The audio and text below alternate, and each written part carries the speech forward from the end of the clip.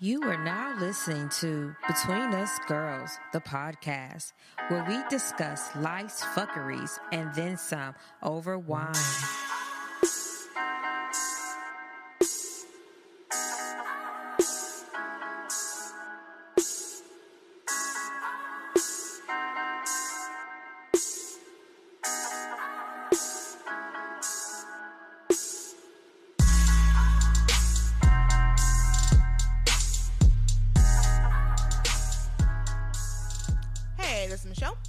Jen, Sharonda, Danielle, and this is Between Us Girls. If you've stumbled upon our show by accident, we appreciate you listening in. You can always find us on Stitcher, SoundCloud, iTunes, Google Play, and social media, Facebook, Between Us Girls, the podcast, Instagram, Between Us Girls Podcast, and Twitter at Girl Talk and Wine. Danielle is here to talk to you about supporting us on Patreon. Okay, really? I didn't know I was here for that. Well, I just did one and it was very dry, and I like the way you did. Oh, you like the way I say it? Yeah. Oh, isn't that so sweet? So bitches, what you will do is so if you like our show and you want to see us grow and become mega millionaire superstars, and call us your friend. Right. Go ahead and head on over to patreon.com/betweenusgirls.com and support your girls. Yes. and you might get a nude of Danielle. You never know. Yeah. Might get a titty shape. Hey, just saying. Wiggle. With a naked titty. A naked titty. motorboat, maybe? Motorboat son of a bitch. Half of a cheek. Yeah, if you do support us, you'll become a friend of the show, and it comes with some benefits. Danielle will. Half of Danielle's cheek. No, she will twerk for you. Will twerk for donations. I will watch a YouTube video and learn how to twerk. See? And then twerk for That you. is dedication, fans. That is dedication. Yeah. Have my money. Oh my goodness. Okay, so this week, fan of the week is Nicole Faray. She's always sharing and supporting and listening, and she's actually been a fan of our show for like the last 15 weeks or something like that. Like, she's been in there. I feel like she's been a little bit longer. Really? 15? Maybe so. I don't know. I'm just guessing. I don't have a real she's number. like kind of go hard on Twitter, right? Yeah. Yeah. Hey, Nicole. Yeah. Thank you for being so super supportive. We really appreciate you. And you guys might remember her too from all of my posts where I talk about her skin moisturizer.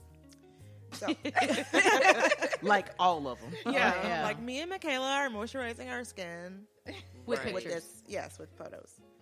So we have a guest today. It's a very interesting episode. Yes. We're going to talk a little bit about some kinky stuff. Get really kinky today. Yeah. Oh, what was that song? Can we get kinky tonight? Like Coco. Yeah. Come on now.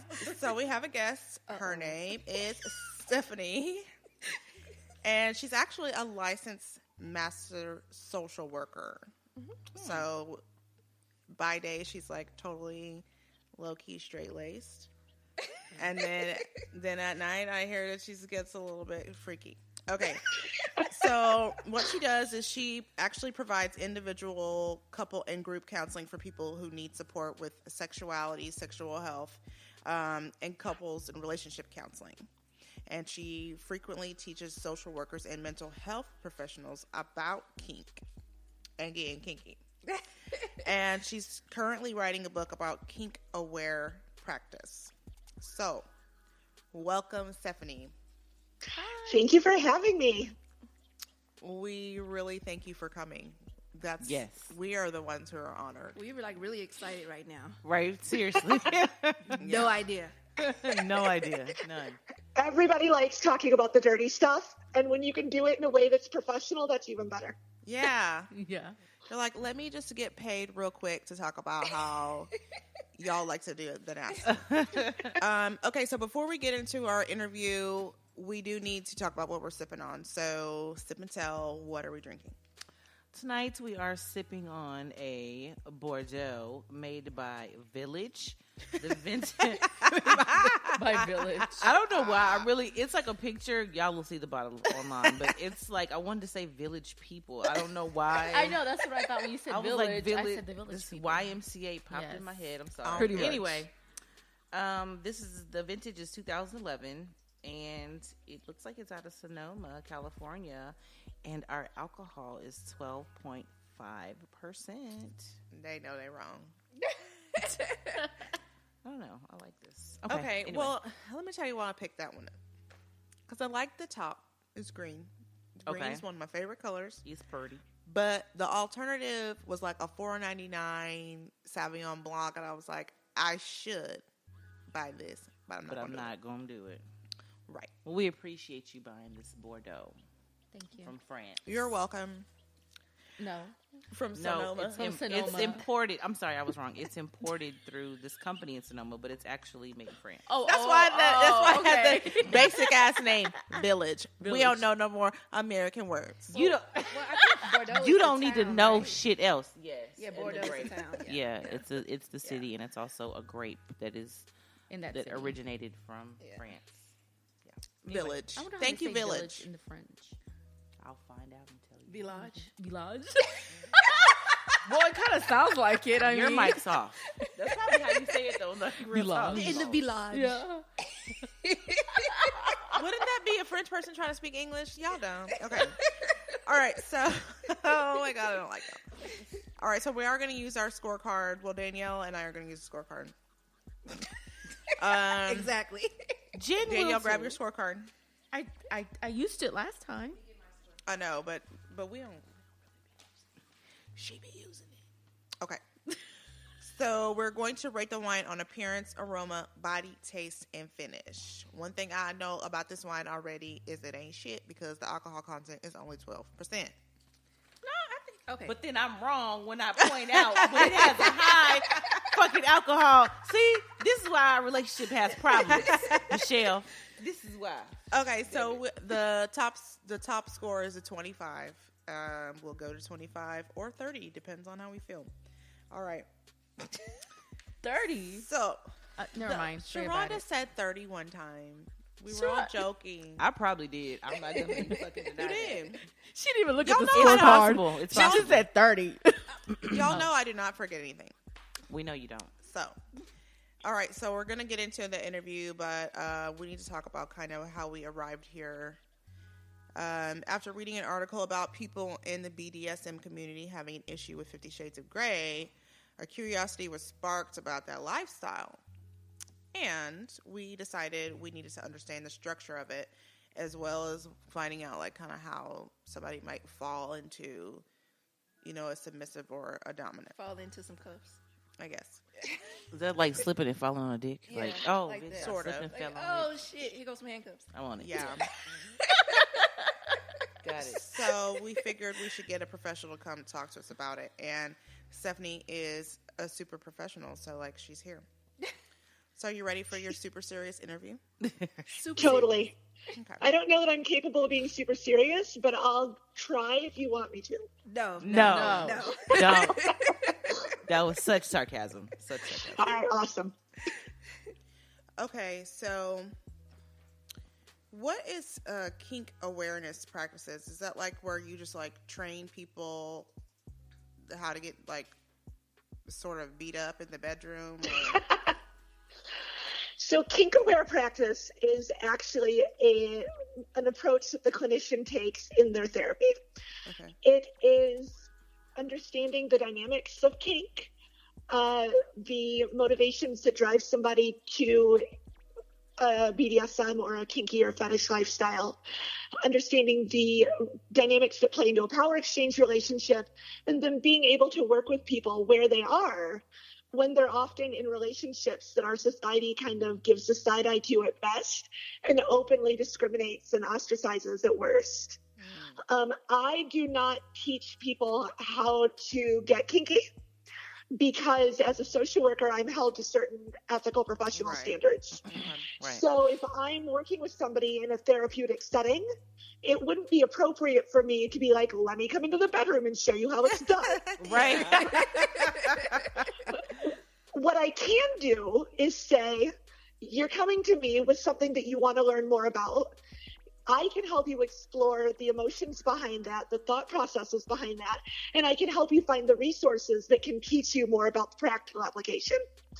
So I don't teach people how to beat one another, but I can hook them up with people that can teach them how to beat one another safely. Okay, yeah. That's so awesome. Safely is That the is key awesome. word. That's really cool. Yeah. I mean, we'll safe, whatever. But Okay. That's awesome. So can you just explain a little bit of what BDSM is, just for people who don't really know what it is? Is it considered a fetish, or is it like two separate things? Okay, so BDSM is actually one acronym that encompasses three separate things. B&D, which is bondage and discipline. Ah. D&S, which is dominance and submission. And S&M, which is sadism and masochism. Yeah. So if you think about it like a Venn diagram, those overlapping circles, sometimes those will overlap and sometimes they won't. You might have somebody that's really, really interested in bondage, but has zero interest in dominance or submission. Oh, okay. And you might have somebody that's really, really dominant and also really interested in S&M play. So they can be separate and they can overlap. They're a little bit different than what clinically would be considered a fetish, because a fetish is something where people attach a sexual desire or infatuation with an object. So people can have a foot fetish, a shoe fetish, they can have, you name it, the fetish is out there. So there can be fetishistic aspects to people's BDSM relationships, but people can have a kinky relationship that doesn't involve any fetish play at all. They're very separate and distinct groups that sometimes but don't always overlap. Well, my mind is now blown. I know. Yes. Like, I don't have. I'm like, damn. now I needed to go into sections. Like, Yeah. what? No, I get it. Well, I guess where I'm a little bit confused at is if you like bondage, like if I like to be tied up. You wouldn't do? it- no. But wouldn't that be considered being submissive? So the way I always explain it is that bondage and discipline is a giving over of control in terms of restriction of movement, restriction of behavior, that sort of thing. Okay. Dominance and submission is a giving over of authority. You are telling somebody else that I am going to give up some of my power to you. I'm going to empower you to make decisions and choices for me, and I'm going to do what you tell me to do. And then sadism and masochism is an exchange of sensation. Usually people tend to default to thinking of S&M as being pain. And it can be, sadistic, it's there in the name. But it can be a full spectrum because everybody has a different threshold for pain and sensation. So when I'm doing education around it, instead of saying it's about exchange of pain, I usually say it's about exchange of sensation. So yes, there are aspects of that giving up in all three of them, but what you're giving up varies from group to group. You can be willing to get tied up and you can really, really enjoy getting tied up without that necessarily being a submissive thing. Because it could be that what you enjoy about that is the physical sensation of having your movement restrained, or the tactile sensation of the leather or the rope or whatever is being used to tie you up. It's not necessarily giving up the authority over your decisions and your relationship and your autonomous sense of self the way that a dominant and submissive relationship would be. Does that make sense? So then the bondage would be more of a physical aspect or sexual aspect, and then the dominance and being submissive would be more of an emotional. Is that what you're kind of saying? Yes. Okay. And they'll often overlap. You'll have people in DS relationships and dominant and submissive relationships that also use aspects of bondage and that also use aspects of sensation play. But neither one of those have to be there for it to be a DS relationship. You can have a power exchange of authority without anybody ever getting tied up or ever getting hurt. Right. Because in that sense, it's about exchange of authority and power over another person, regardless of what you do with that outside of the bedroom or really inside the bedroom. I feel like I need a diagram. I don't. Okay. I'm following. I don't know why I'm following this. I'm with it. You're like, I'm so here for this. I'm so here for this shit. I'm like, I'm trying to put I everything. can totally draw you a diagram and email it to you later. You can post it with the podcast. I can hook you up. It's all good. That's Yeah. perfect. Yes. That would be awesome. Do that. Y'all don't watch. Never mind. Anyway, So go ahead. there's a negative connotation associated with kink, that it's kind of a form of abuse. And I guess, is there any merit to that? Like, is it abusive? I guess it could be, but if you're allowing it, it's not, right? So I do a lot of education within the kink community on how to differentiate between consensual kink and abusive behavior. Because a lot of kinky play can look very similar to abuse. It can be very rough. It can be very physical. Depending upon what the submissive person likes, it might be degrading. And there are things that to somebody that doesn't understand that dynamic looks very abusive. There are some fabulous kink educators based out of San Francisco named Stefanos and Shay. And I was at one of their lectures last year, and they said something that I actually thought was brilliant. And they said that power exchange is equality of expectation. So for me, when I'm teaching social workers how to differentiate between kink and abuse, or when I'm teaching a kinky group of people how to recognize abuse in a kinky relationship, what I always come back to is that idea of equality of expectations. For me, whatever the couple sets up for themselves, I'm okay with and I'll support, as long as both people had a voice and a role in deciding what that was.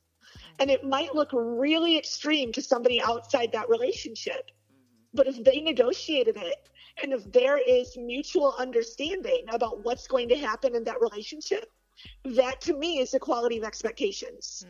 Whereas with abuse, that's not there, because the abused partner never knows what the abuser is going to do. Exactly. They never know what's going to set them off.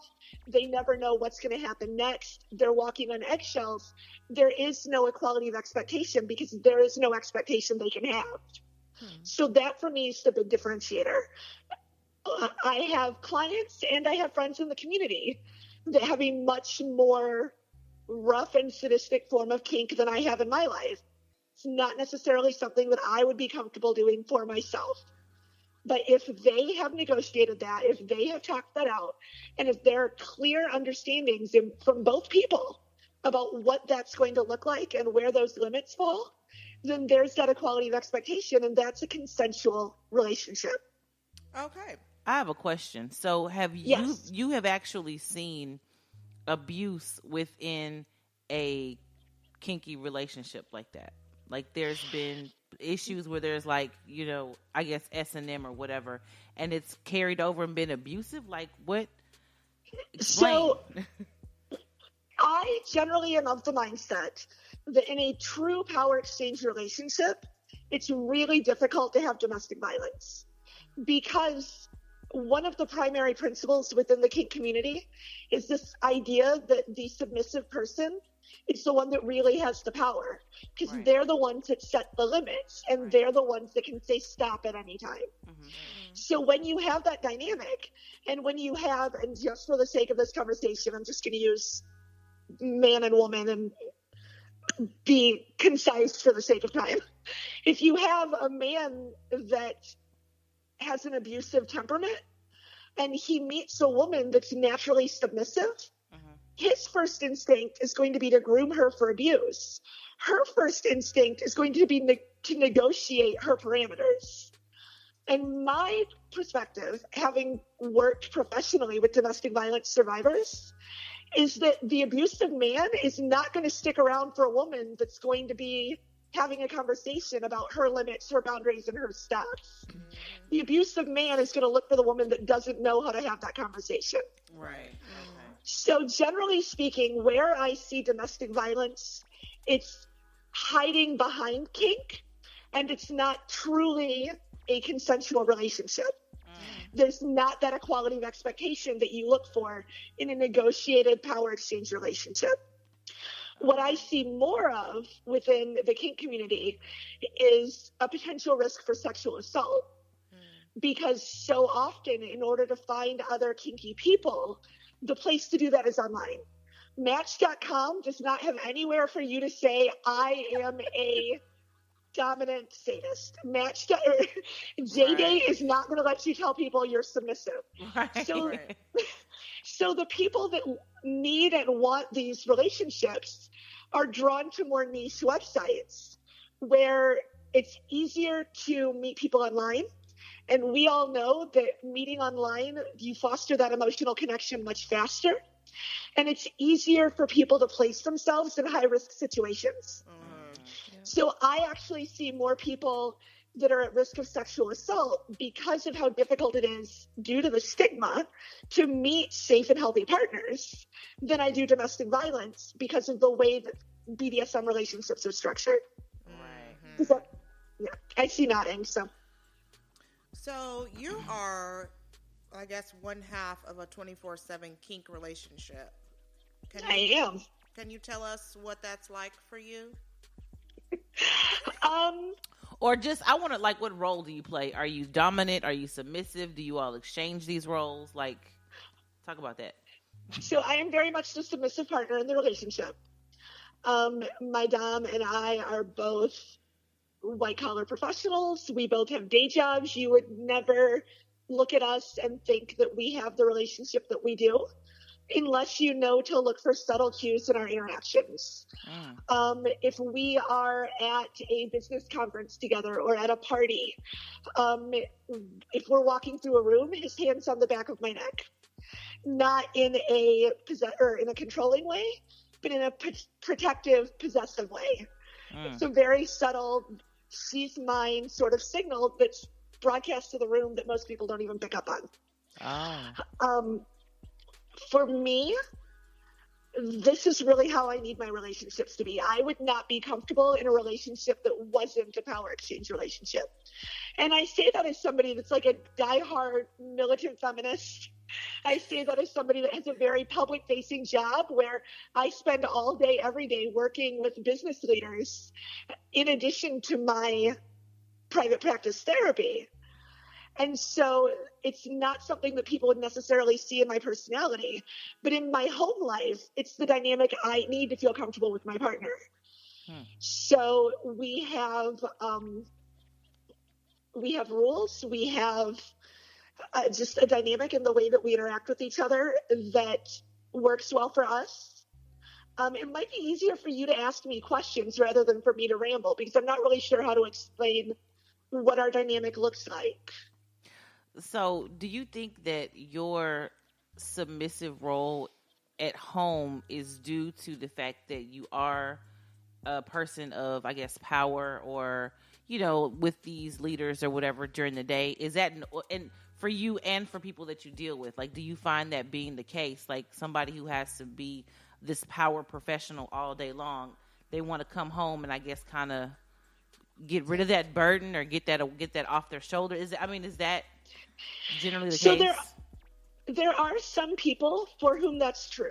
Oh, okay. There are, if you look in like New York or San Francisco, there are really, really high power, like hedge fund managers that will pay professional dominatrixes to get them out of that headspace for a while. I really, truly believe that that is a catharsis and a coping mechanism for some people.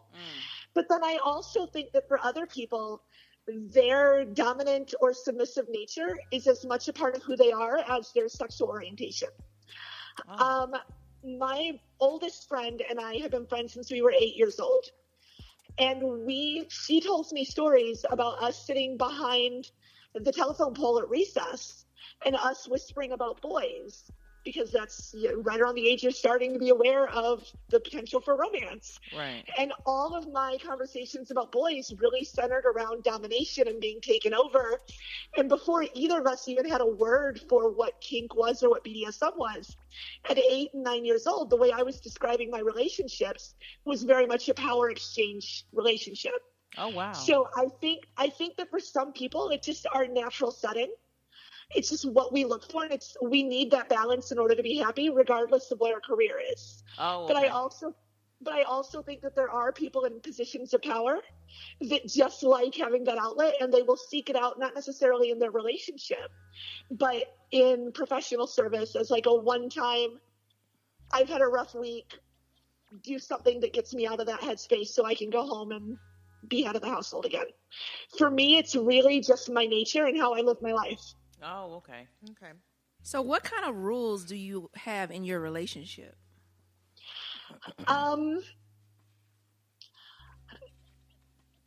biggest one for us, and this is not necessarily true in every relationship, is that we have negotiated blanket consent. So what that means is that I have voluntarily given up my right to say no. Oh, If Lord. he needs me to do something, or if he wants to do something, then I'm going to give it the college try. And he knows me really well. He knows my mind. He knows my heart. He knows my body really well. And he knows where to stop, even when I wouldn't necessarily have said stop. But whether that's, I know you worked a 12-hour day today, but can you pick up dinner on the way home and cook when you get home? Yes, I'll do that. If it's, I spent all day in meetings, and it would really be enjoyable for me to tie you to the bedpost and beat the hell out of you for a little while. Yes, I will do that. I have voluntarily given up no. Wow. So that's one rule. We Has also he have, voluntarily gave up anything to you? as the dominant, that's not necessarily what I asked for. Oh, What I will say is he takes on I'm going to go with the word protector, but it's not entirely accurate because it's not like I'm living in a cottage in the woods. But he very much takes on what I can't handle, or when life gets overwhelming, he steps in and he's like, I've got you. So, simple things like I have a rent account set up that's got my rent money in it. He's in charge of paying my rent. Okay. Because it's one less thing for me to do. You don't have to worry about that. I like Shit. that. It's one of those protective things. It's one of those I'm taking care of you things. I feel like I could live that life, except for the no thing. Except for the no. Yeah, but like just take care of all the shit I don't want to do.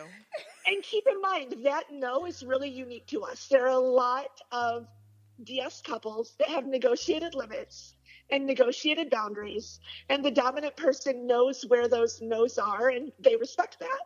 So our relationship is unique in that way.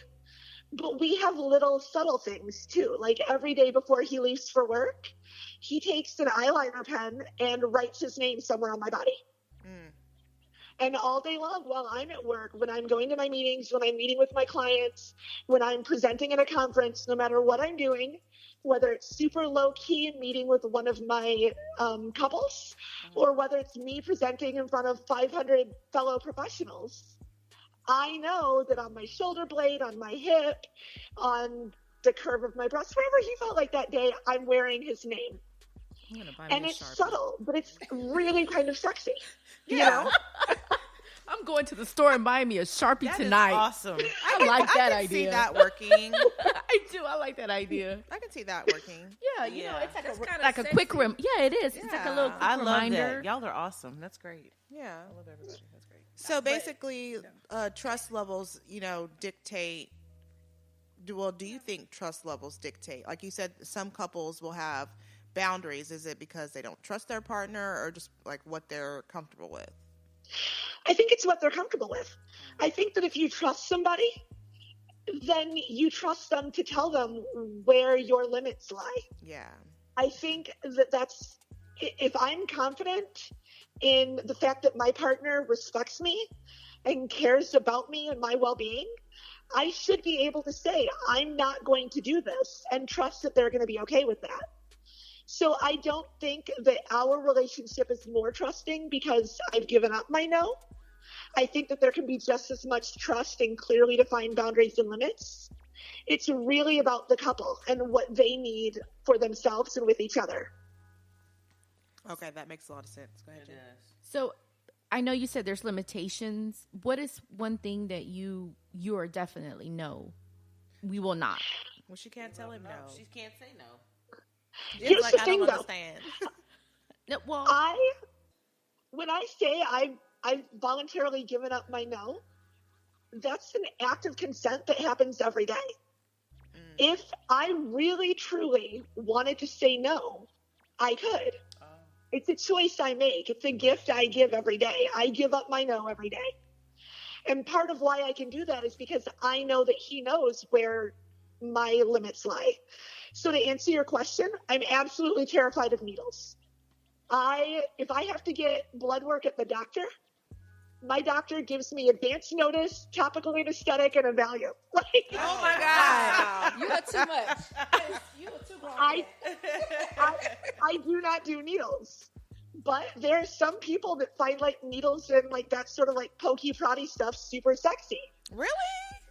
Yeah, I'm not going to yuck their yum. I'm not going to judge them. It's a thing, and they're entitled to their thing. But I it's had no definitely idea not that my was a thing. Me either. Needles? But Needle since he knows you, he wouldn't even try Exactly. that. Wait. What is He needle knows play me. called? First, let's pause. What is needle play called? Is there a Literally name for that. It's called needle play. Oh, it's called. Okay, Yeah, no, they'll just call it needle play. I got to go watch this. Like, I'm so gonna go watch the So videos. do they poke each But- other until they bleed? Like I just don't, is it like a little prick or is it like a little, like when you Different just put people the do different indention? things. I can't. I have enough of a needle phobia that this is not something I have chosen to look into very deeply. So what I know is all third hand, but if you guys choose to research it, you will find it. But circling back to the idea of trust and giving up my nose, I'm comfortable saying that I won't say no because I know that he knows me well enough not to ask for that. Yeah. You know what I mean? You guys have a great He knows relationship. He knows that would not be fun for me. That would not be enjoyable. That would not be stretching me in a way that I'm comfortable with. He knows that would send me into panic. And he loves me and he protects and takes care of me. So I can choose to give up my no because I know that he's not going to put me in a position where I have to say no. Because Yeah. you trust him. That is wonderful. I love Doesn't their that. Absolutely. relationship sound like That's really great. good? Hell yeah. Like, mine is the needles. Hard pass. well, she doesn't. She's not gonna. No, I know she's not doing the needles, but I'm No, that saying shit's awesome. in I'm other with you. relationships, mine is the needles. I don't need any more. Well, it's not gonna work for somebody like that. You don't fully does it- trust. Well, not even that. I mean, if you're the person who's gonna have to be the dominant, it would never work. You know what I mean? Because she's basically like, she just said if he asked her to come home and cook after 12 hours at work, she's like, sure, of course. And then he'll be like, I'm sorry, my phone, I didn't hear what you said. I'd be like, you want who to cook? What? Right. So I'm stopping on the way home. Okay, I'll stop and get something. Like, cook every day? Oh, no. right. But you wouldn't give up your no either. So No, wouldn't. like that relationship would not work. For Oh you. my God, that would be so tough. Oh Lord, that would be so hard to be like, I'm just gonna say yes all the time. I'm having a panic attack right now. You think it would be hard, but in some ways it makes life so much easier. Because I'll use myself as an example. I was married for 17 years prior to this relationship. And I did not give up my nose. And it was a more egalitarian relationship. And I'm sure all of you are familiar with the nights when your boy wants it and you're just not in the mood. And it turns into the, come on, baby, please. Come on, baby, just a little bit. I'll be fast, I promise. and then you have to negotiate that. And there's that whole conversation. And either you give in and you have sex that you really didn't want, so it's not that enjoyable for you. And it's like, fine, just do it so I can go back to sleep. Yeah. Or you say no, and then you're both like, all right, well, you're a bitch for not doing it. And I feel like, and you're a bitch for asking me to, and like But are you? it makes things uncomfortable. But are you For me, saying? my life is so much simpler in that respect because I just say yeah. And I do it happily and I do it joyfully. And the fact that I never need to worry about whether or not it matters. It's just, I say yes. That's part of my job and I really love it. But are you And when I saying say job, I yes? mean job of my relationship. Oh Lord. Are you saying yes sometimes when you actually don't want to do something? No. Okay. And the interesting thing with that is he knows me well enough to know when I'm tired, when Okay. I'm not feeling well, when I've had a long day. And there have been times where I've looked at him like, we absolutely can. Like, I won't say no. If you want to, if it will help you relax, it will make you happy, we can. And he'll look at me and say, you've had a really long day and I want you to rest. So you that really comes have back to all that of the trust piece control in again. this relationship. Like Yeah, that's you what she was are saying. low. Yeah, you're totally the dominant in the from coming from a submissive point of view. That's fucking awesome. You're my hero. But I see, like that. that's the nature of a power exchange relationship. Is the submissive person is able to give up that authority because they have enough of a trust and their dom has enough of a connection with them to know where those limits are and to read their submissive like a book. So that is so interesting that, like he cares enough to not try to force you into it when he can tell that you don't feel well. When, like you were saying, your ex-husband would have been like, please just let me stick the tip in. Right. And you're like, Just puking. roll over. Yeah. I'll be real quick. 5 minutes. Yeah. That's it. Like, I know you have a really bad migraine and you just threw up across, the Right. toilet Give or me 5 whatever. minutes. But just let me sip just the tip in. Bust please. it open for a real I player. have to. And this guy's like, listen, I'm just not going to whip you tonight. Like I can tell that you can't handle it. But in the morning, And let your me ass tell is you- mine. We need to get into these sex toys. There is nothing less dominant than a man that's begging you for sex. Right? No shit, You are man. such a weak bitch. Just kidding. Yeah. No, not really though. Okay, so like what kind of toys do you advise for beginners? Like, to beat each other with safely? To start off Well, with. first of all, how do you start off and tell your partner you want that? That was my next question. Start there. Go ahead, Jen. Say it. Like, how do you tell your partner this is what you want? Carefully. Usually what I suggest is renting a sexy movie, not necessarily porn, because we all know porn is fun, but it's not realistic. It's like the Olympic athletes of sex. It's not what happens in real life. Mm-hmm. So rent something that's not 50 Shades, but that has some of those same tones and things that turn you on, and use that to start a conversation. Use that to say, that was really hot when that person did that to her or when she did that to him. What do you think about that? And then see where your partner's head is. And if they go, oh my God, I would never, then you have more work to do than if they went, yeah, that was super sexy. Because then you go, well, would you want to try that? And that starts your conversation.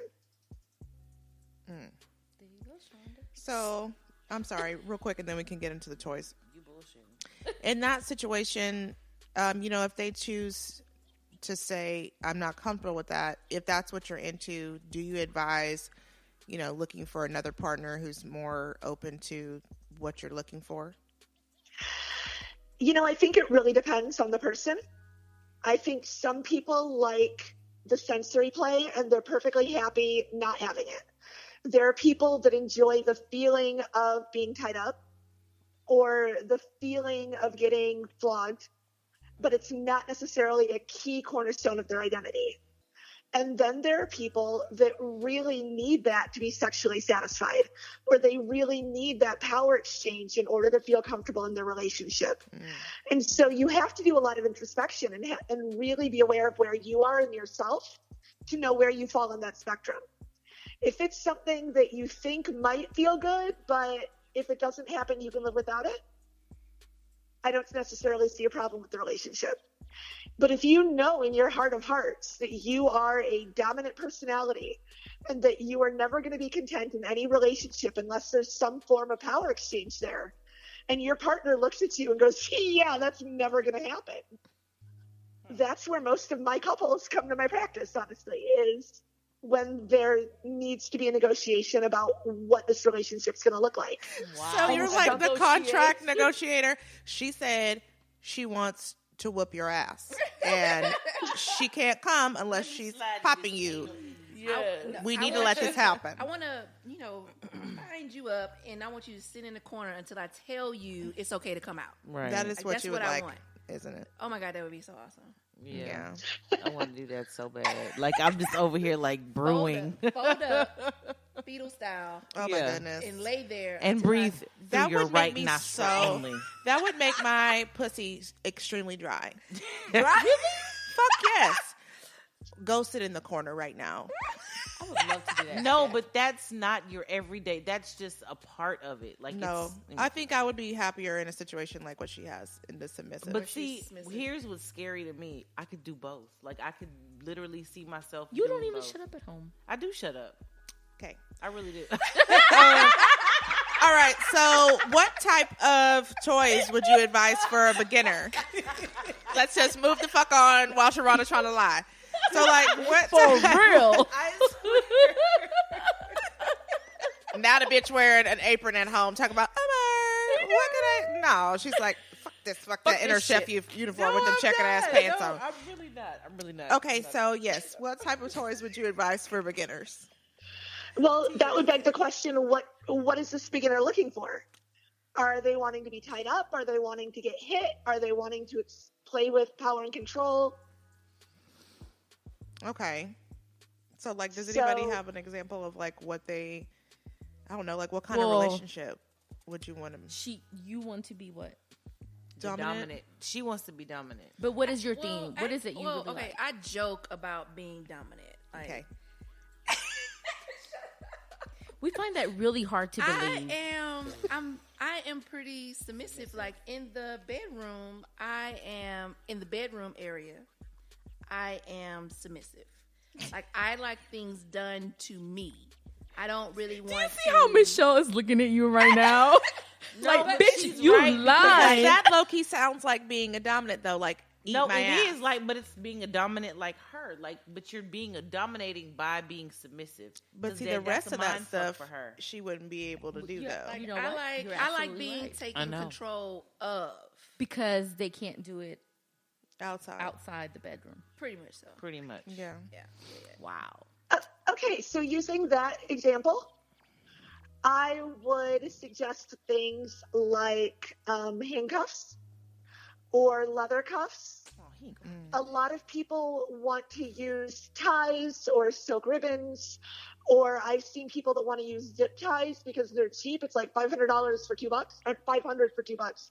But anything like that, if you're brand new, you run a risk of cutting off your circulation.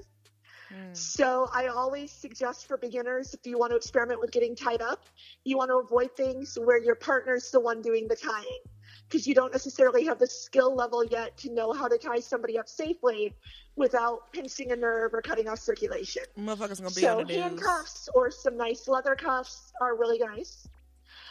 If you want to experiment with impact play and like getting hit, I usually suggest a suede flogger, because some people really like a thud, like a solid thwunk, and some people really like kinda a like when people stinging sort of sensation.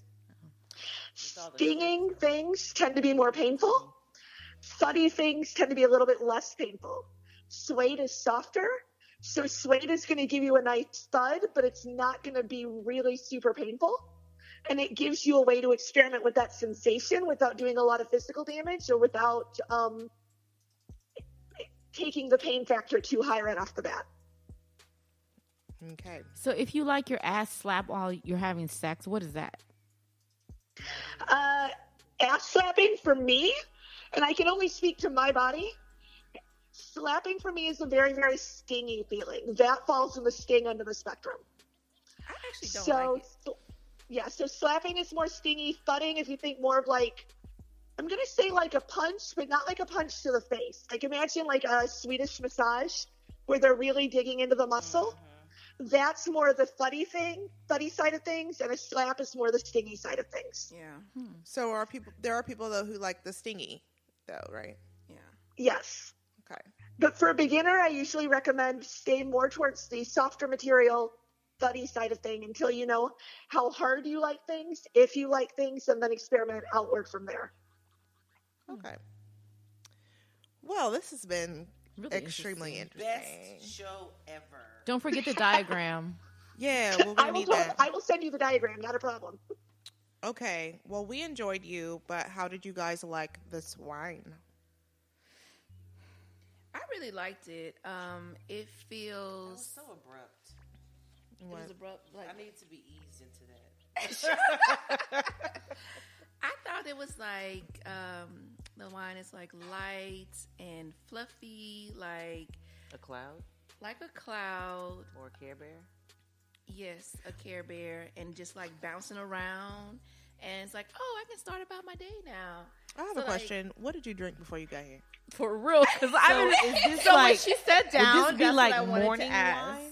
It would be Morning morning wine. wine. I was just about to say Hold that. up. Like it's What like is the morning wine? It's like the perfect wine that you drink before work. Yeah. Like What the hell? What the entire vibe? They don't know about morning wine. It's okay. it's like So y'all It's drink like wine, work wine, but it's morning It's wine. no different than a mimosa. Like it's like what but we're Yeah, but off. before work. Not before before work. Before Like- work is like 7 in the morning. So like first of all, y'all can't function. What the fuck I is wrong with y'all? because I would be in there like, what I'm not gonna do is what you're telling me to do, I mean, and I'm I a would little get bit more fired. contained than that. Hey, So I can handle it. Like in the morning, like you never took a swig for work. Start that your is day? really I used to when I alcoholic. didn't work around a lot of people. Like I would just work by I myself. mean, it may be but- alcoholic type behavior, but I mean, it gets you to the day. I used to have work wine. There's a lady that at the hospital that my coworker's like, I really think that she's in her office drinking wine, and I was like, she might be. Probably is. She I mean, the way she talks about those people and how they stress her out, I wouldn't be surprised. The bitch across from me used to have work vodka. I just had work wine, but she had work vodka in her coffee. Her name was Yvette. So you were just telling on her. Girl, this was so many years ago. Oh, okay. No, not now. No, I just don't think it wouldn't be conducive to Everybody's me. a crackhead in the chef world. Yeah, like whatever. I almost feel like we got to have you back. I know. That's why I love you. Like you're so It's awesome. like- Oh my god. You can have me back anytime. I think we covered maybe 3 of the questions you sent me. I know, right? It's like so much. It's like But yeah, it was. There's a lot. Like we could probably have a whole episode on each Seriously. part of the acronym. You know, Seriously. like, Probably would be really good like that. because I mean, there's just so much that yeah, it goes into it. You Much should have more seen my than- list of questions I had. she did. And Oh, you did? She was like, I'm not a sex worker. Yeah. I wasn't trying to call you a sex worker. She did not give us like a full description of what you do. To be I clear- know now what all you do, but it was just like off the cuff. Like this lady that does like is like a counselor, but is like into BDSM, blah blah blah. And I was like, oh okay. But all those questions I typed in like a minute and a half. Like I'm not even joking. And I just to went reassure you, I told Danielle some of my favorite people are sex workers. I wasn't offended at all. I just wanted to make sure that you guys were getting who you thought you were getting. That's all. Oh, so you can refer me later. Okay, cool. Perfect. That's Thank one you. of her jobs. That's part of her job. Yep. That's part of her job. Got it. So Danielle, what is your score though? I actually would give this one a 23 because I feel like it has some room to grow. Okay. She was doing project management. She always is. She goes to bed at night looking at like a risk matrix. She's like, okay, so Risk. People soft. yeah, Good looking ass. I'm going to give it a 20. It was sort of like flavorless to me, so village my ass. I was gonna say 22, and for the same reason, like you don't. What How did y'all you- taste? How did y'all feel when y'all drank it? Like, did it take you back to a moment in time? No. One. No, it has no. I don't. Yes. When I'm racing with destiny. Oh my god. Okay. So sorry. Wait. Sorry. And in one more You're minute fine. in time, I will heal. All right, I'm done. Okay. Yeah. Oh, Oh, you should have done that last time. Come on. How about you bitches tell us if it was good or not? I give it What? a 7. What? A Sharonda. 7? What? That's just the number that it feels like a 7. I don't It's like a you. fucking 7. It's a 7. Why is it a 7? So you gave it one whole 5 and then 2 points. Let me pick from these because the other ones don't apply to it. Okay, has a bye. You Jid, what the fuck is your number? You said 20. Okay, Sharon, I'm done with you. It's like it's not leggy either. No, it's not. No, But it's really really light. I like the yeah, lightness. it is. And I gave it a good number on clarity. Bye. That's the only one you That's all you scored. gave it. It doesn't really have much of a finish. It does not. Yeah, no. And it's not, I guess I like the stronger flavors. And it really is not like It has no flavor. That's and exactly maybe what. because my palate isn't just like clean. Like, It's it's not defined. yeah. So it's just like, it could be like random table Risk wine with management. with no label on it. And it's like, Oh my god, that's all I'm gonna think about now. it's like tap water. It's like tap water. I'm gonna put that in the review. It's like That's fucking fine. tap water. I mean, Tap it, water. It is literally Tap water's a flavorless. 7. Flavorless. Yeah. Okay. That's why I gave it a 7. So fuck. And then it's fucking called Village anyway. The village people. I mean, yes, I did buy it or whatever, but so okay. Stephanie, I like it. I know you don't. Well, I usually ask people if they want to get famous or not, but I'm pretty sure that you don't want anybody to be like, "Hey, I heard you talking about being a submissive on that podcast. I would Yeah. love to follow you on social media." So never mind that. Okay, so if people want to reach out to me, the best way to do that is through my website, which is boundtogethercounseling.com. Okay. They can email me through there, and that lets them ask any questions they have in a way that's not social media. Because nobody really wants to ask their kinky questions on social media. Right. I don't give a damn. Except Sharonda. Right. They make a fake page They don't to be care. like, "Hey, I want to ask a question." With that whole No, Sharonda would do it from her actual page. Oh, I know she would. Like, I don't give a So damn. about Fuck. the ice cream and the vomit. Right. Ew. So my nipple from the clamps, right? Is Can you separating. hotwire? Like, So I'm what so kind of disturbed. wax Is that gonna feel exactly is? Yeah. no, I'm like so doesn't some disturbed. people like put with the battery thing? Yeah. Yeah, on their nipples. To get shocked. A light shock. Yeah, they want to get shocked. Yeah. With that little wand thingy. Yeah. Yeah. Oh, we have one of those. Oh. How does that feel? Well, obviously you like it, but like what? How like strong is it? Okay, hold on. I would like to challenge you on the obviously you like it thing. Because that comes back to I've given up my nose, and some things I like more than others. Oh, okay. So that's a lower level. Yes. I like the fact that it makes my dom very happy to zap me. I don't Oh, necessarily okay. like being zapped. Oh. Oh, Yeah. that's Now, cool. the answer to the question of what does it feel like is if any of you have tattoos, the violet wand kind of feels like getting line work done. It's that kind of like stingy tracing feeling. Oh, okay. Oh, so it's a stingy. I want a whole sleeve, so you know I'm good on that. Okay, well. You should take a picture of this face like that. I know, right? Okay, so boundtogethercounseling.com is what we said, right? Yes, ma'am. Okay.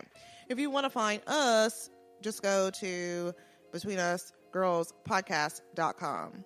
And like, we're not going to talk about that kind of stuff, but there's other cool shit going on there. You can catch up on all of our latest episodes, and you can join our Facebook group if you want to talk about stingy stuff and thuds and like getting beat up or whatever when we release the episode. So you can join the Oh conversation. my god, nobody's You can gonna totally do that. Yeah, you could totally do it. You could totally just dive into the conversation Right. that way. Exactly. Oh my god. I don't care. Yeah. Do you know what? Matter of fact, I encourage you to join our group and make a post about getting kinky. Yeah, Do that. and And we're gonna make fucking fun of you, but it's gonna be so much fun. no one's us. gonna make fun of No, you. I'm not. What you need to do is reference Danielle's comment about getting vomited on, and then we'll know it's real. Yeah. Yes. Yeah. But post that shit. I want to read it. We're not gonna make fun of you. Yeah. Okay, they're lying. All right. I Well, will delete Danielle's comments. Okay. Sharonda's like, I have the power there. I've got power. We all have. All right. So this was a fun episode. This is great. Does anybody have anything to add before Danielle sends us off? No, Danielle. Bye.